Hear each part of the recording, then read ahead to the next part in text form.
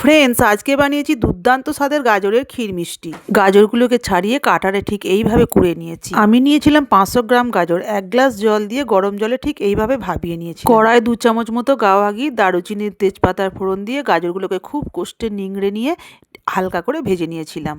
আমার কাছে red cow দুধ ছিল, 1/2 লিটার দুধ ঢেলে দিলাম। দুধটা ঢেলে গ্যাসের ফ্লেমটা একদম লো করে 5 মিনিট মতো ঢেকে রেখেছিলাম।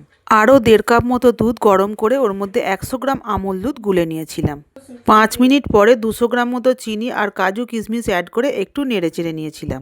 এরপর 200 গ্রাম মতো খোয়া ক্ষীর একটু হাতে করে গুঁড়িয়ে নিয়ে গাজরের মধ্যে অ্যাড করলাম আর গুলে রাখা আমুল দুধটাও অ্যাড করে দিলাম।